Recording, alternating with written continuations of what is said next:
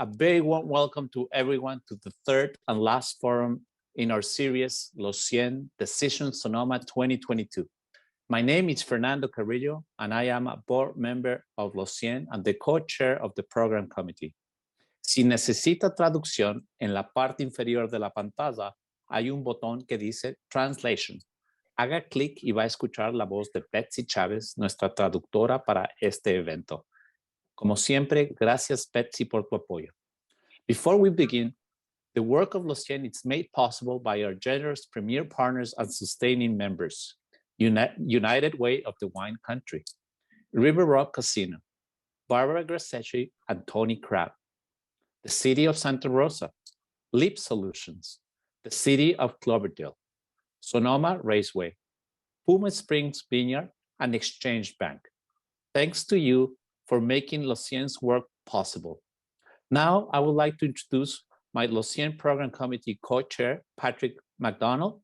And as always, Patrick, my pleasure. Please take it away. Thank you, Fernando.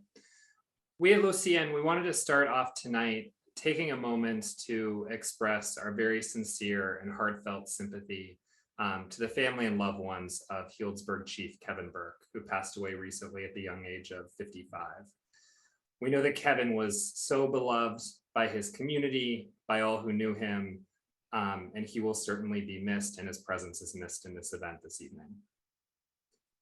I'm now very happy and excited to introduce our moderator for this evening, Eliot Enriquez, a Los Cien board member and program manager at Redwood Community Health Coalition. Welcome, Eliot, and thank you so much for being our moderator this evening. Pat, thank you very much. Muy buenas noches a todos, bienvenidos, and it's an honor to be here with you tonight. Before we get started, though, I'd like to share a few thoughts with with all of you, in a moment of silence. So, it would ring hollow not to begin this evening acknowledging the historical pain and current violence in Sonoma County caused by our law enforcement. Healing needs to occur in our community around the relationships between law enforcement and people of color. As a community, we must value, protect, and support the lives and experiences of people of color and expect those outcomes from law enforcement. We are all seeking the same, safety and well-being for ourselves and those we love. I ask we all take a moment of silence and remembrance to honor and hold the memory of those we have lost in the hands of law enforcement and those law enforcement officers who have lost their lives in the line of duty. May they rest in power.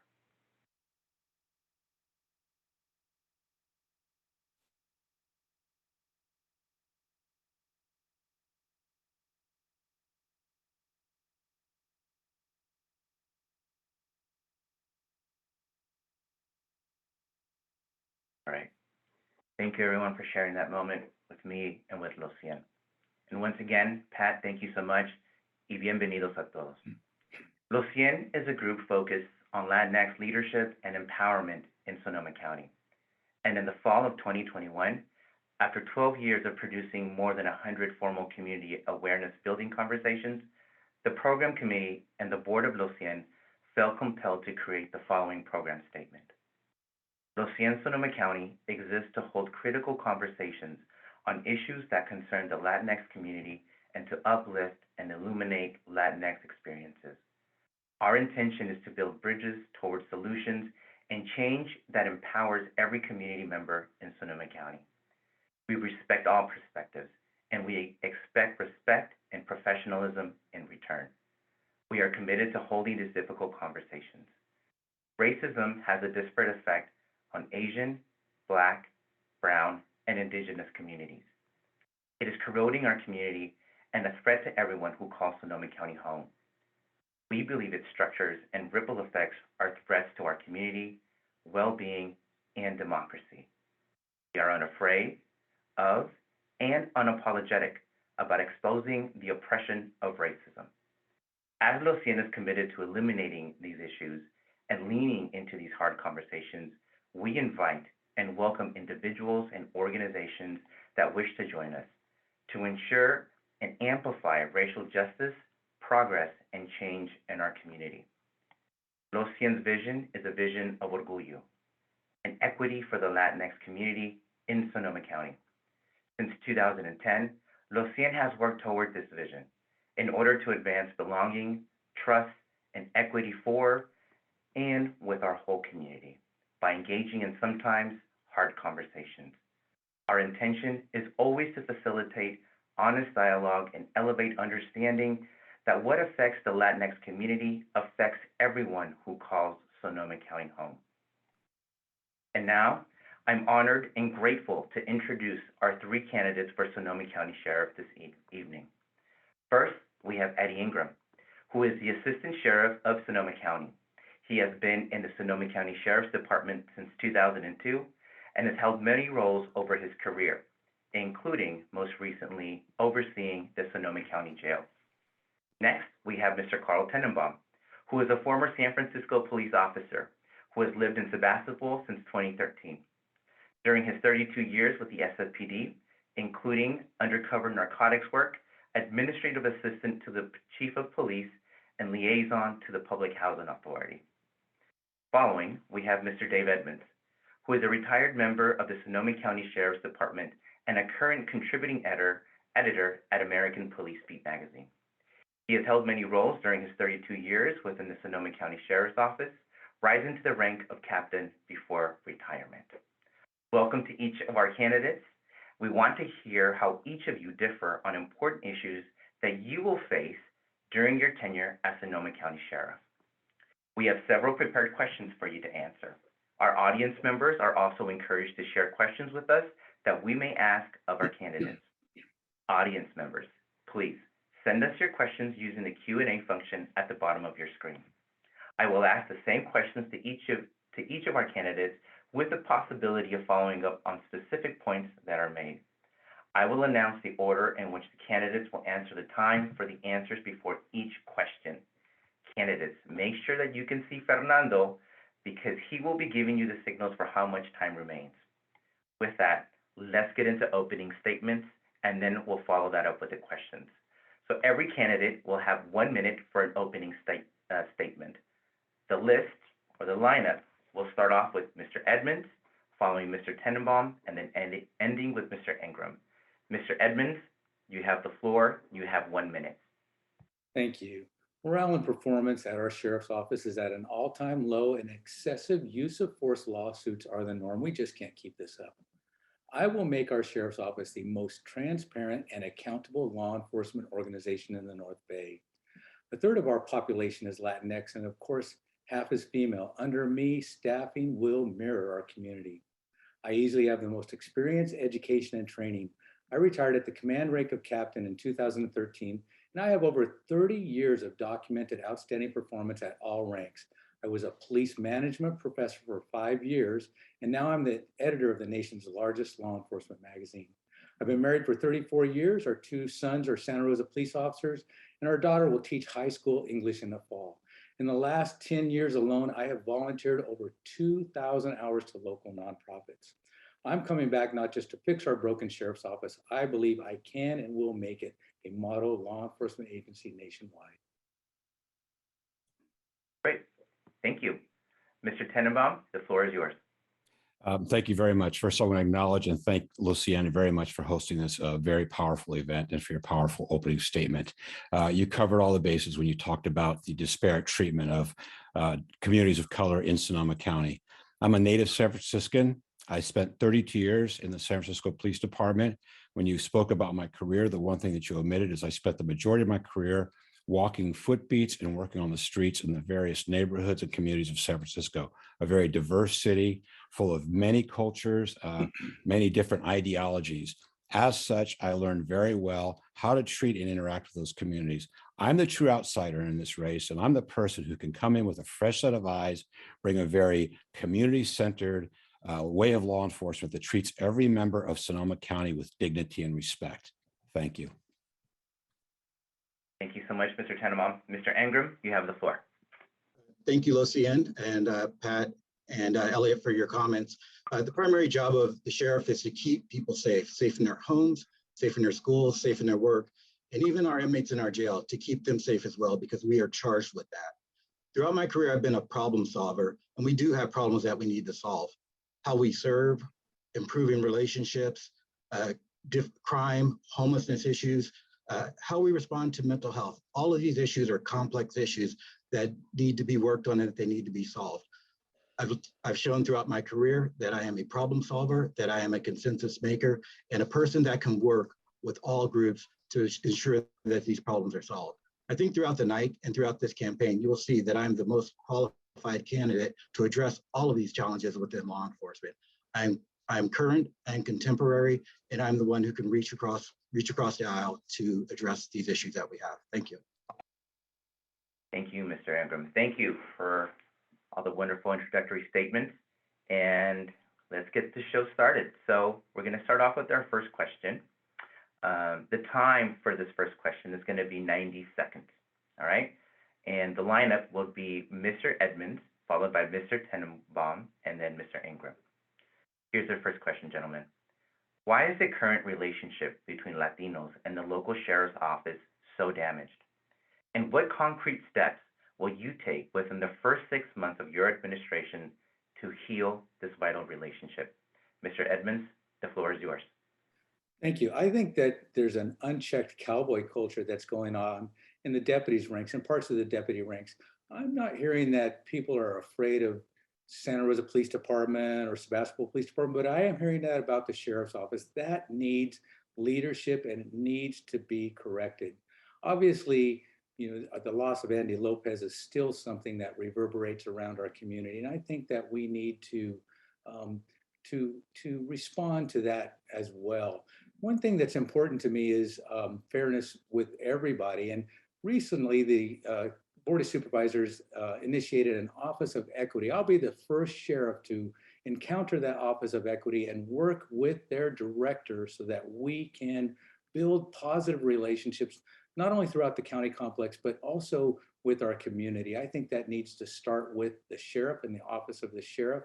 I think that I'm going to be out there in our community. I worked Roseland in the 80s and 90s as a deputy sheriff, and I remember it well. I want to be out there in our community. This community is important to me. I spend a lot of time on nonprofit efforts because I believe in the power of our community, and I want to be a part of that as our sheriff. You can see that from my history and my resume that these things are important to me, and I'm going to live them out as the sheriff. I know that I will. That's why I'm coming back.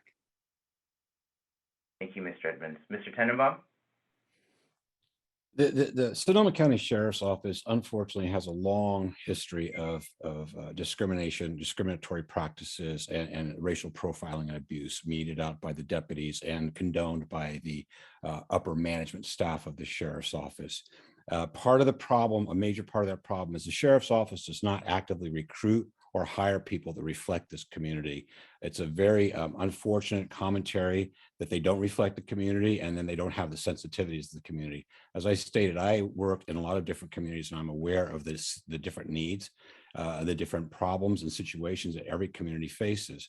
My solution right away would be an aggressive recruitment campaign, reaching out into those various communities, all communities, to hire not only sworn personnel, but support staff who reflects the community, whether it's the Latinx community, LGBTQ, and also when I get elected, there are going to be openings at the upper echelon, political positions of command level that could be filled by credible messengers with career law enforcement personnel who reflect those communities too. So it'd be right away, robust, aggressive hiring, recruiting, and also staffing at the upper levels to reflect the Sonoma County community that we serve and reduce the level of violence and discrimination. Thank you, Mr. Tennenbaum. Mr. Engram? A lot of the issues between the sheriff's office and communities of color are historical. There are things that have happened in our county dating past the incident with Andy Lopez. We have Jeremiah Chass and several issues that have affected our neighborhoods and our communities and our relationship with those communities. The other part of that is representation at the top levels of the sheriff's office. Throughout my career with the sheriff's office, there really hasn't been much representation of members of the community of color or women for that matter. So all of those things really play out into why our relationships are challenged. Outreach and how we've outreached with individuals in the group has also been an issue. So as sheriff, it is important for me for there to be a recruitment of a diverse workforce, women, Latinos, African Americans, to better reflect our agency. I also think that outreach is important, and outreach not in a small way, but outreach in a meaningful way, meaning not just myself, but also the members of the command staff at the sheriff's office. If elected sheriff, it will be my expectation that every member of our management team serve on a board of a community group. And that way we are part of the community and not just a part of it. So that is my plan, to reach out to reach different communities, to expand and repair our relationships with the community in Sonoma County. Thank you, Mr. Engram. Staying on the topic of community relations, but with a perspective of police tactics, here's a follow-up question to the first one. We'll keep the same order. So Mr. Edmonds, Mr. Tennenbaum, and Mr. Engram, for this question, you will have 1 minute to answer. Communities of color believe and have data to support that they experience policing differently in our community. For example, Latinos are almost twice as likely, 1.7 times, to be killed by police than their Anglo counterparts, according to UNIDO's US. How do you explain what you have done about it in the past, about these policing differences, and what would you do about it in the sheriff's office? Mr. Edmonds, the floor is yours. Thank you. I've always held a bright line on performance with my staff, and my record shows that. I have high expectations for this sacred role in our community. And again, my experience proves that. Every place that I have ever worked, I have held staff accountable. From my very first role as a sergeant to lieutenant to captain, I have got about 17 years of leadership in that area, and I have not been fearful to correct and discipline staff that are underperforming and performing malfeasantly. I've actually fired deputy sheriffs who have underperformed intentionally for our law enforcement organization. That's my reputation at the sheriff's office, is that quality performers are held high and helped, but low performers, lazy performers, and bully performers especially, I pay close attention to. Thank you, Mr. Edmonds. Mr. Tennenbaum, you're next. I spent my entire career working in one of the most diverse cities in the world. And I also spent my entire career consciously choosing to stay at the street level and to work in the community, not promoting up to a management rank and sitting at a desk and coming up with theory and policy.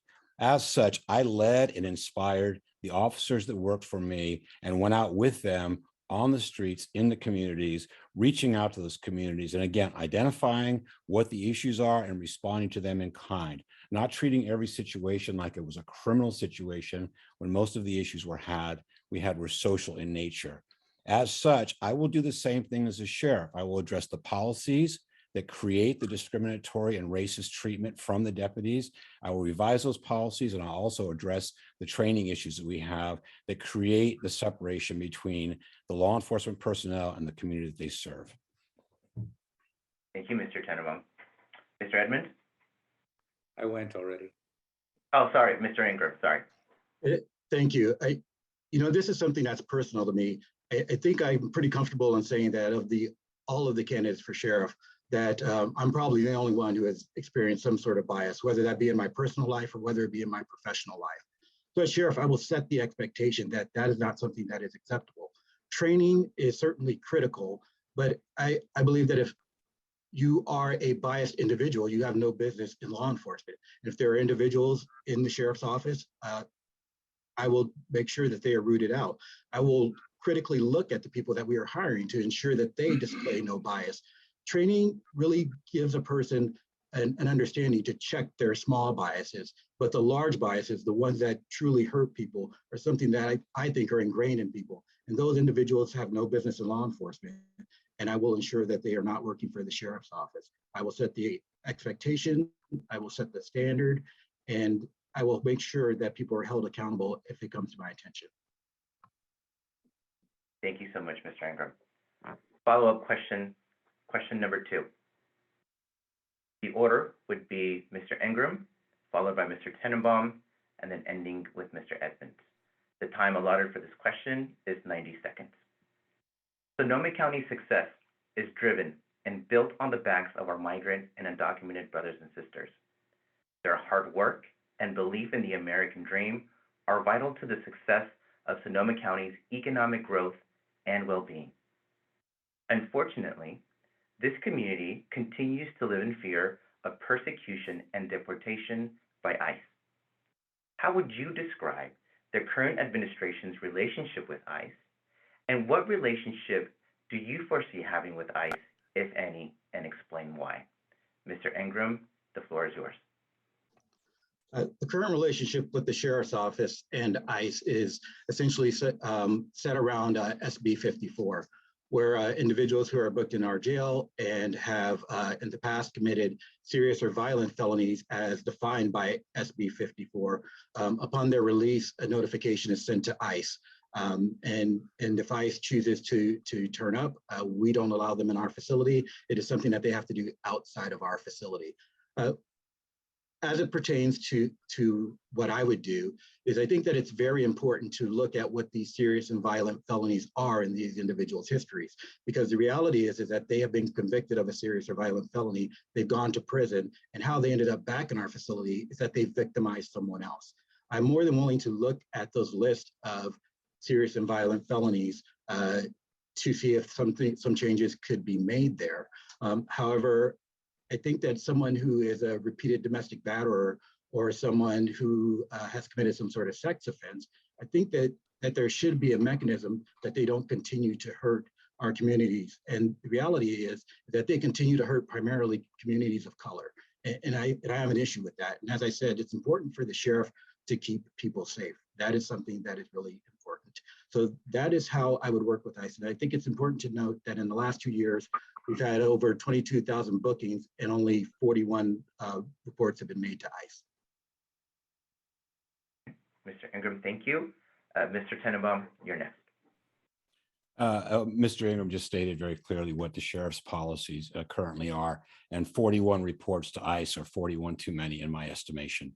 The primary goal of the sheriff's office is to provide public safety. It's not citizen safety, it's public safety. That's to every individual that we come in encounter with.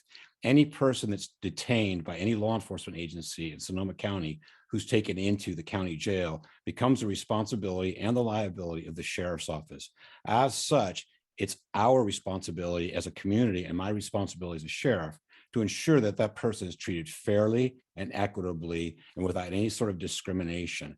As such, I cannot cooperate with a federal agency that treats people inhumanely. It's been subject of a Human Rights Watch report. We have children being separated from their parents. We have a federal government that has fomented discrimination, has demonized people, especially brown people in this country.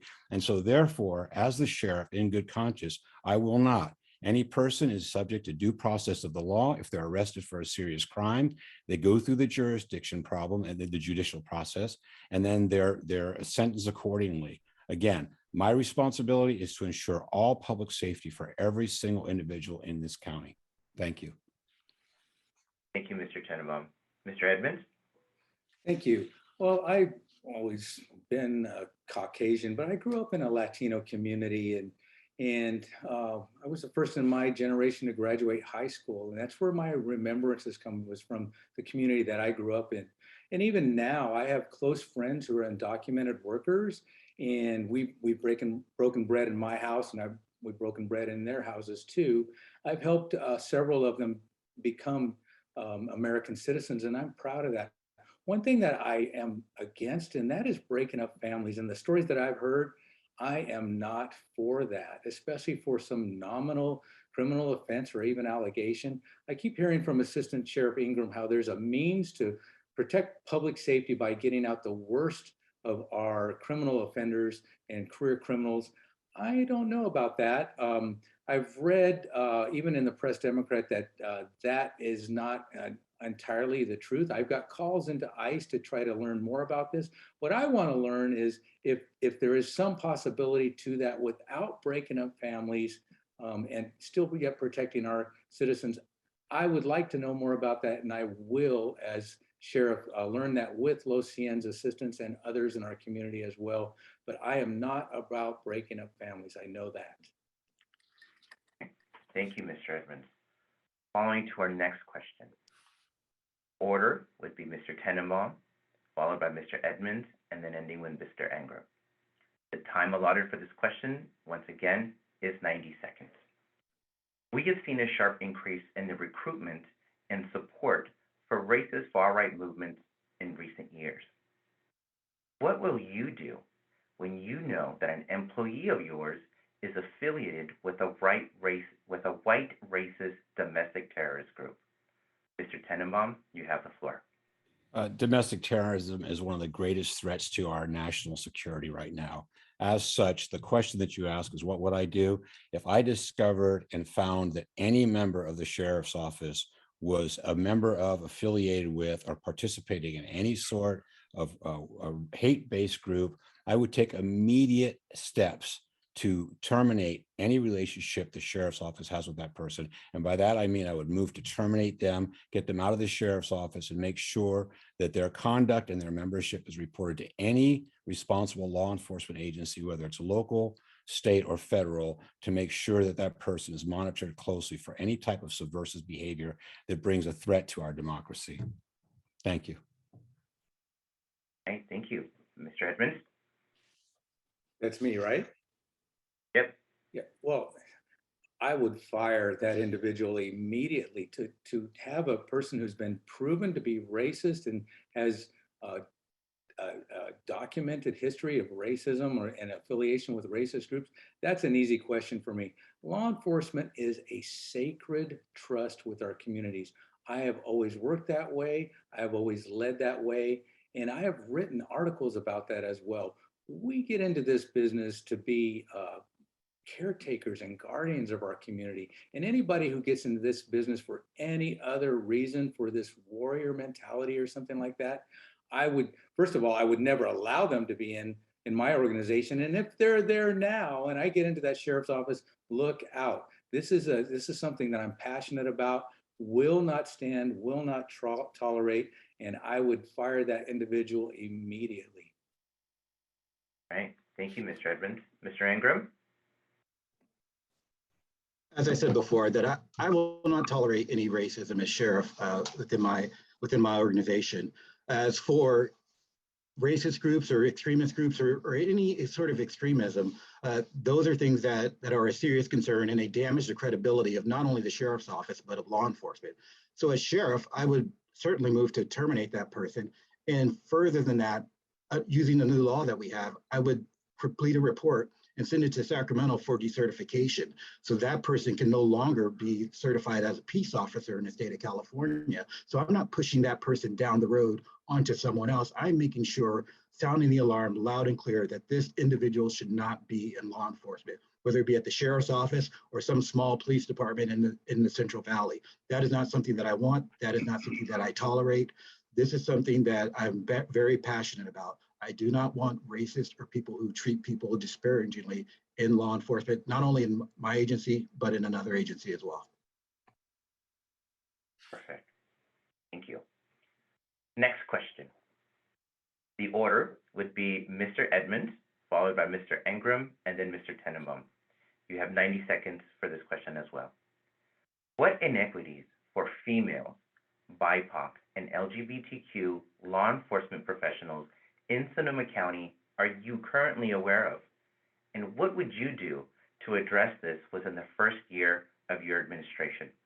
Mr. Edmonds, you have the floor. Well, the inequities are that there's a lack of representation.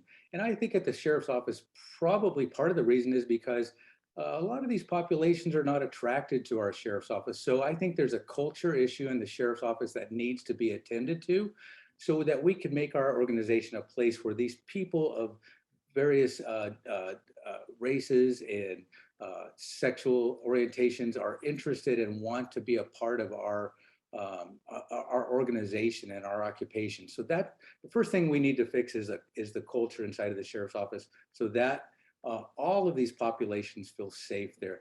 Next, what we need to do is to create a recruitment mechanism where we intentionally, specifically try to and do our best, and I am going to do this, make our staff across the board, sworn and civilian, mirror the population that we serve. I mentioned earlier that Sonoma County's population is 1/3 Latinx, and of course it's 50% female. Those are not our numbers. Our numbers are nowhere close to that. The first year that I'm in at the sheriff's office, I'm going to be pursuing that. I have innovative recruitment plans that I am going to pursue myself as sheriff to start us on the proper trail of making that organization mirror the community that it serves. Thank you, Mr. Edmonds. Mr. Engram, you're next. As I mentioned before, there's a lack of representation of women and people of color within the sheriff's office. And that is something that I look to address through hiring and through recruitment. I have a plan that I've talked about before, which is hiring a consultant, a recruiting consultant to help recruit for the sheriff's office. And also there are programs out there that are currently existing to partner with the military to speak with people as they are discharging from the military. And there's some discussion of militarizing the sheriff's office, but the military is a large organization. There are clerks, there are attorneys, there are cooks, and there are some people that never see combat. And the military, they look like us, like the general public, and that is a huge population to draw from. Also within the office, I think that it's important that there are mentoring opportunities for individuals so they can further their career. And I've already done that in my career and mentored individuals and helped move them throughout the agency, giving them guidance, giving them training recommendations and educational recommendations so that they can further your career. I'd like a sheriff to make that program more permanent and make that valuable commitment to the people moving throughout our organization, that they have an opportunity to move up and they have an opportunity to advance. And that way, along with recruitment and mentoring, our office can start to look more like the community that we serve. Thank you, Mr. Engram. Mr. Tennenbaum, you're next. Of the three candidates, I'm the only candidate that worked in a very extremely diverse, not only community, but a diverse police department. I worked with every single persuasion of individual you can imagine. The history of the Sonoma County Sheriff's Office, in addition to the long legacy of racism and abuse, also reaches into the areas of misogyny. The Sonoma County Sheriff's Office currently is not represented by females because they can't hire females because most females don't want to work in the sheriff's office because of the history of misogyny. I have a neighbor who was an employee there who was drummed out. Sheriff's office also has a history of extremely expensive sexual harassment lawsuits that were settled because of that misogyny. As the sheriff, I will ensure that all organizations, all people, all LGBTQ, women primarily, have opportunities. And again, not only starting at the base level, going into colleges, high schools, recruiting and making the job appealing and defining it as being a different type of employment, but also, as I stated earlier, at the upper echelons, at the command level positions, that there will be openings to go out and recruit credible law enforcement or personnel who represent that community. Thank you. Thank you, Mr. Tennenbaum. Great answer so far. For this next question, you're going to have a little bit more time. You can have 2 minutes. And the order will be as follows. Mr. Engram would go first, followed by Mr. Edmonds, and then ending with Mr. Tennenbaum. Andy Lopez, a 13-year-old Latino, in 2013 was shot and killed by a sheriff's deputy. That deputy was later promoted. After Andy Lopez's death, the community outrage produced an independent civilian review called IOLERA. For various reasons, IOLERA has struggled to effectively oversee the sheriff's office. Here's the question. What specifically would you do to improve the relationship between the sheriff and IOLERA?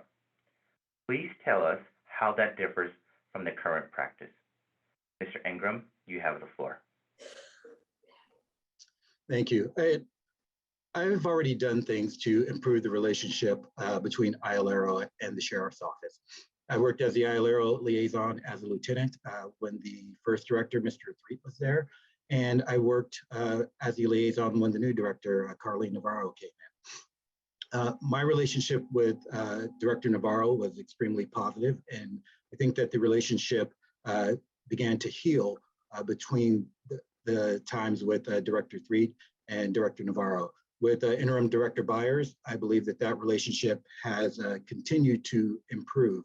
And I have already met with him several times, and I think that it is important that that relationship between the sheriff and the ILRO director, whoever becomes the permanent one, is something that is important. I don't believe that the sheriff's office and ILRO should be working at odds with each other. It is a collaborative relationship.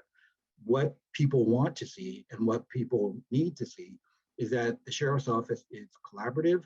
We are working with ILRO for transparency and oversight of our organization. And what that does, it helps to improve the relationship that we have, which is admittedly damaged with members of the community. As I said before, I am a problem solver, and I work on consensus, and I work with individuals to solve problems. One of the biggest problems I see with the sheriff's office is our relationships with members of our community, particularly our members of the community of color. And that is something that I will endeavor to improve to make the sheriff's office a better organization. And I think with doing that, it addresses some of the other issues that we talk about when we're looking at recruiting and diversity within the sheriff's office. If people trust their law enforcement organizations, the sheriff's office in particular, then they are more likely to work with them, not only in solving crimes, but also wanting to work with them and serve members of their community as members of the sheriff's office. So that is my plan, and those are my thoughts. Thank you, Mr. Engram. Mr. Edmonds, you're next. Thank you. Obviously, the sheriff's office has stonewalled in a lot of ways the office of ILRO. Our board of supervisors went to the extraordinary steps of creating a new department. There's 28 departments at the sheriff's office, and because of their lack of trust of the sheriff's office, and rightly so, they invested millions of dollars in this new office. The very first day I'm sheriff there, if I'm so fortunate to be elected, I will create a specific positive relationship with the director of ILRO. He or she and I will be at the same rank. We're just department heads, one of 28 department heads.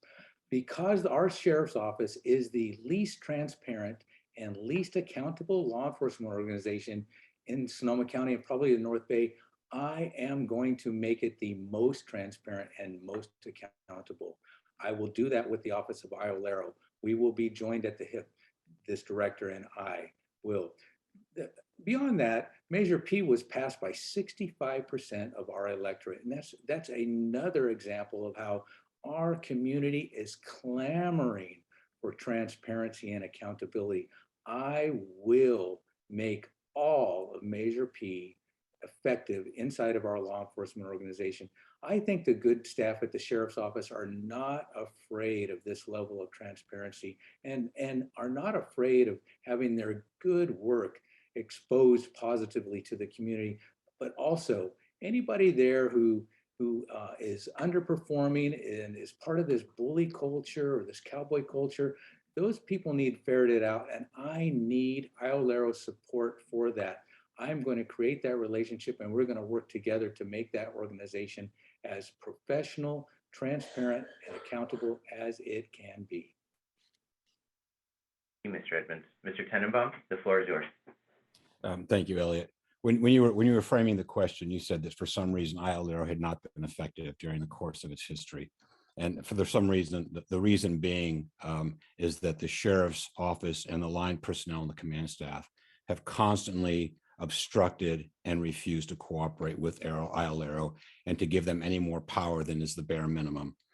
For Mr. Engram to talk about his level of cooperation and what he will do, and for him to say that he was lieutenant when he worked with the Community Advisory Council, he also neglected to say that he authored a memorandum refusing to work with the Community Advisory Council when there was an opening between the former director of ILRO and the most recent director of ILRO, just as there is now. In my career in San Francisco, for the entire 32 years that I was there, I worked under civilian oversight. It was a separate agency there. It's called the Office of Civilian Complaints. As a police officer association, a union representative, I worked on a committee with a committee to build a good, robust, and productive working relationship with that organization.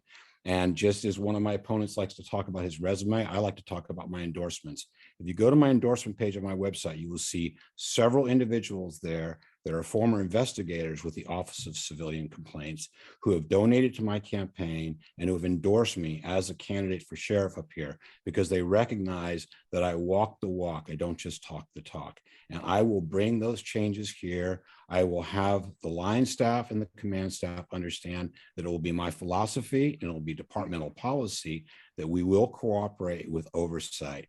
All other organizations, all other businesses have some sort of oversight to ensure professional delivery of goods, and public service should be the most important thing to us and delivered professionally.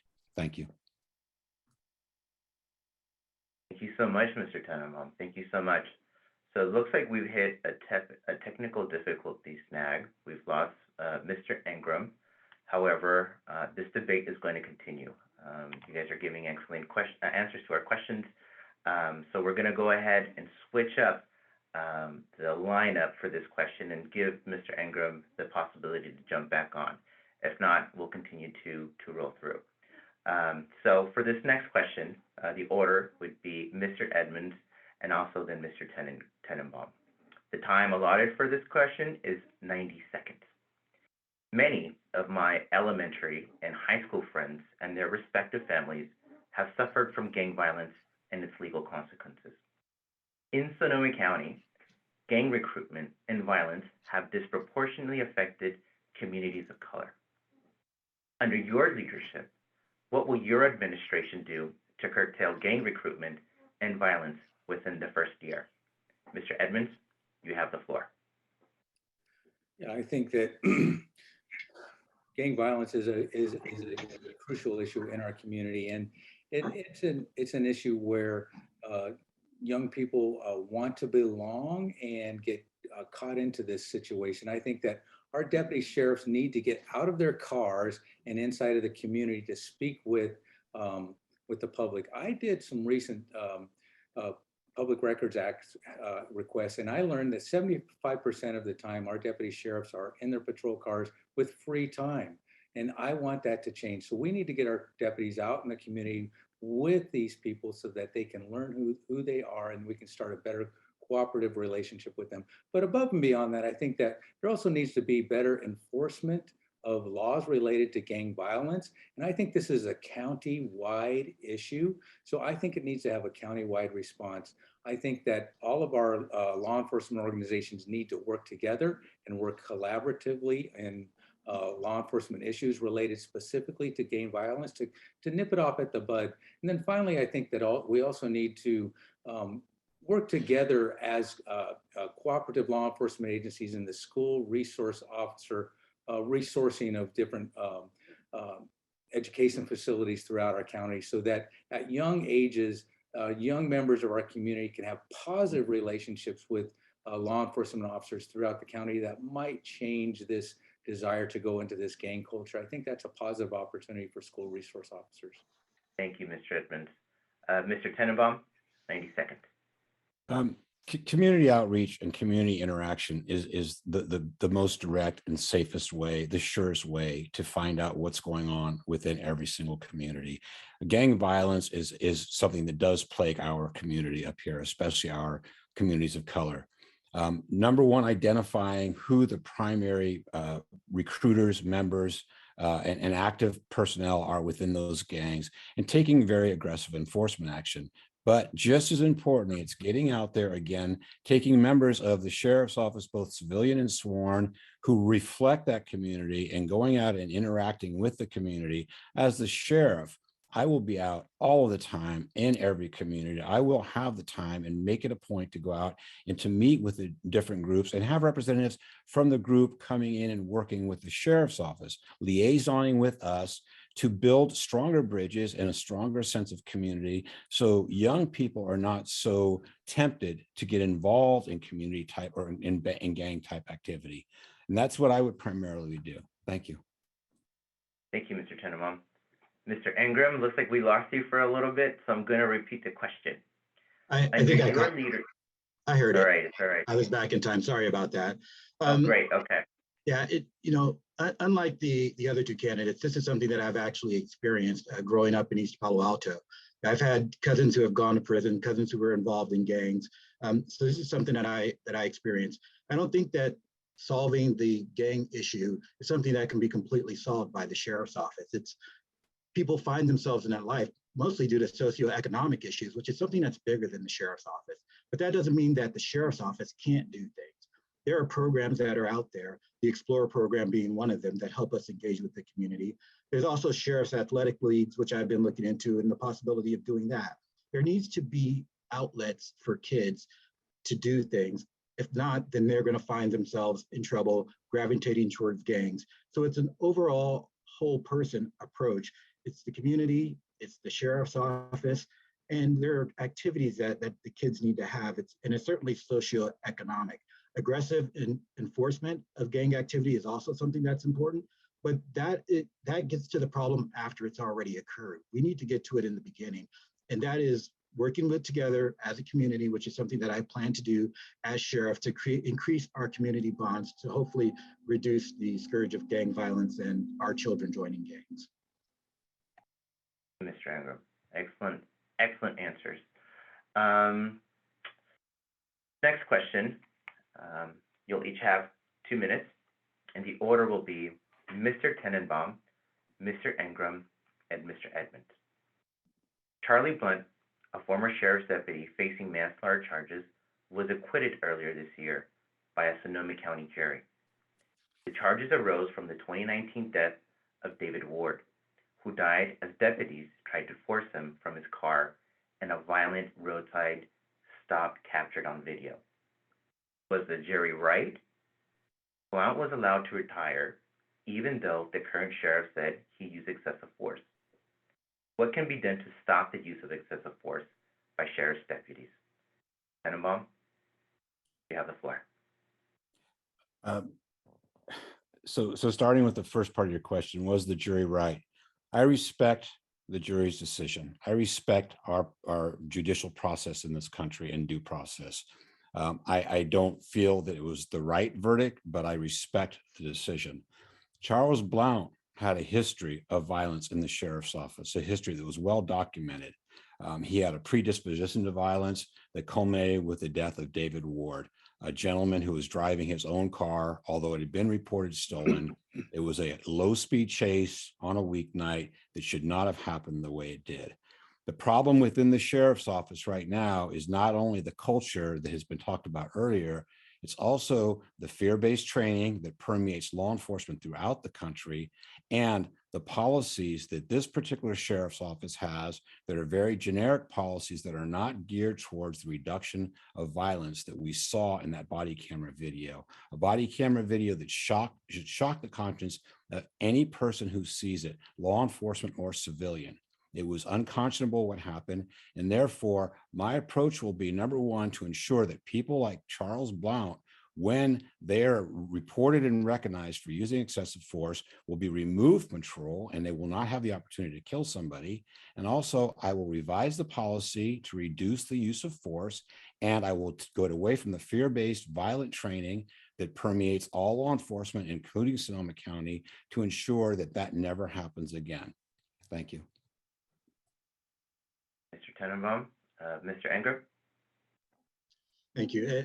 I also respect the jury process. And when you look at that and you analyze that case, the question is, do I think that Charlie Blount committed a crime? And the fact is that I do. I do believe he committed a crime. If the appropriate crime was charged, I'm not necessarily sure with that, but I do believe that he committed a crime. There's been talk, and others have said it, and Mr. Tannenbaum especially knows this, that the retirement system is something that's separate and apart from the sheriff's office. The sheriff can recommend termination, but they can't stop someone from quitting their job. There's a process for that. And unfortunately, that occurred. As far as making sure that this doesn't happen, again, adequate supervision is number one. Early warning systems is number two. De-escalation and non-escalation trainings are numbers 3 and 4. And those are things that I would look to implement within the sheriff's office to ensure that things like this don't happen again. People have agency, but if you have policies that catch people ahead of time before it gets to a situation like this, you can stem it off and you can stop it and you can ensure that these things don't happen.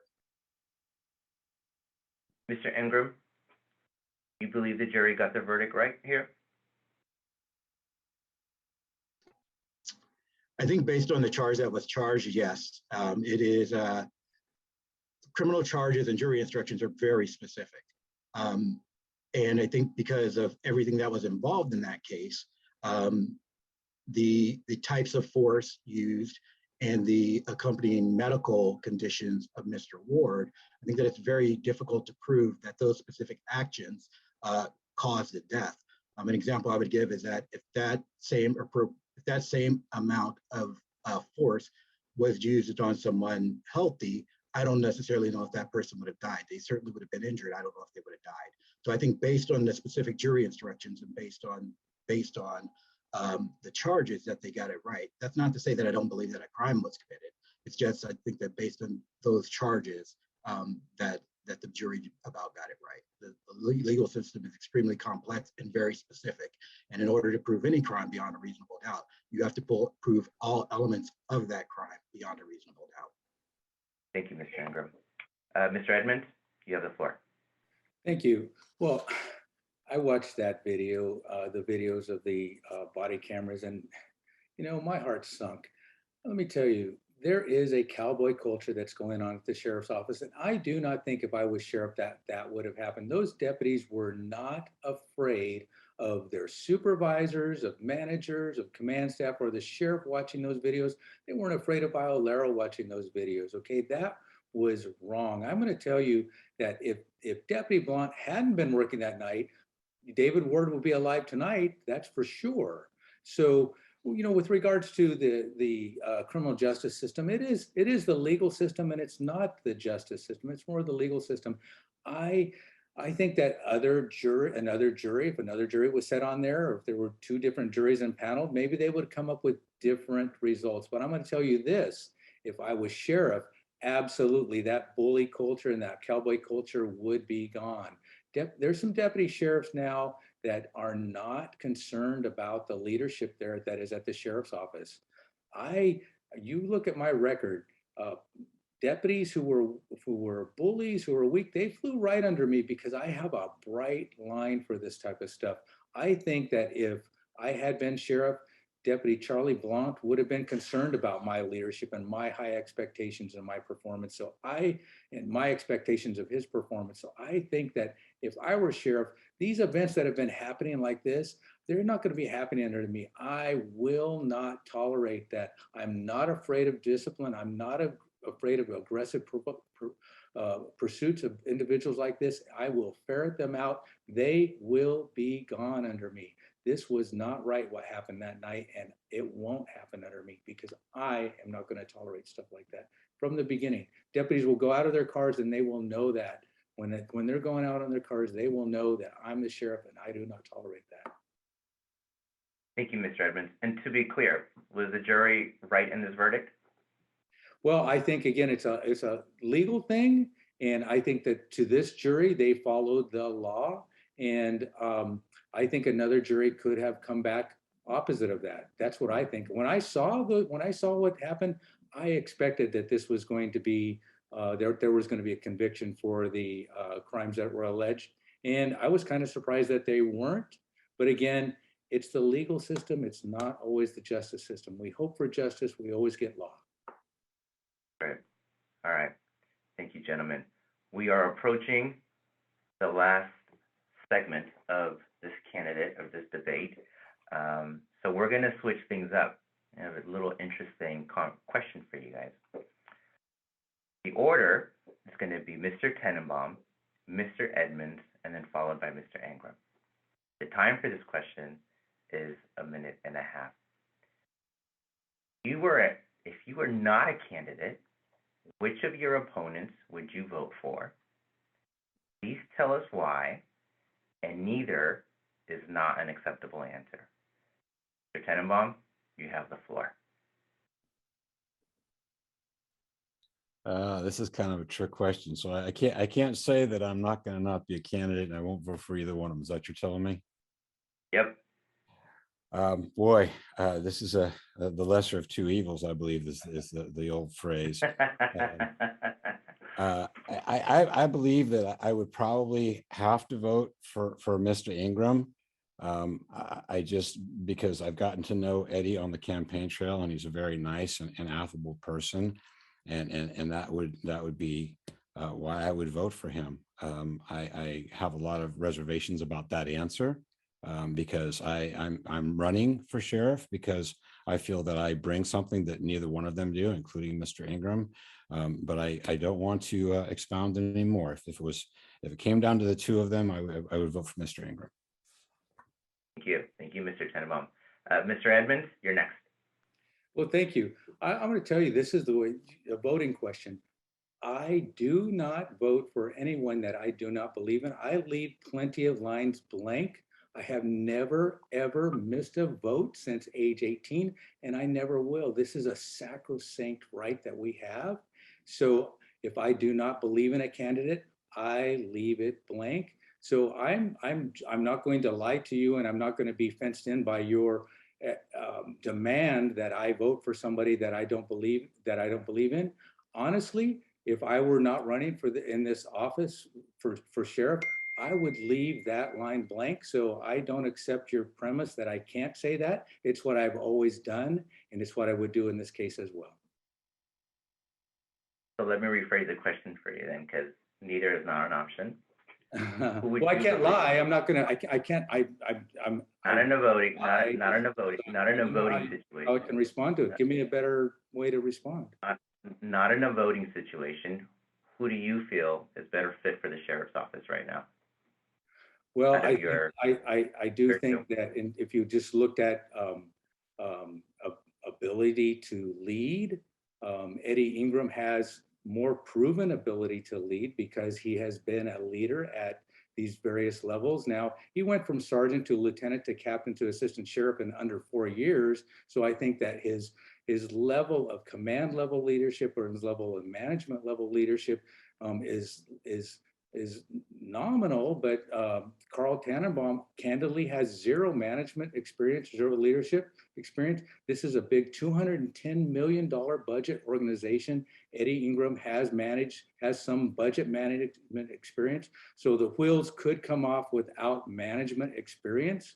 Eddie Engram certainly has that, has at least some of it. Carl Tannenbaum has none whatsoever. This is a large organization. It needs somebody who has management and leadership experience. The more, the better.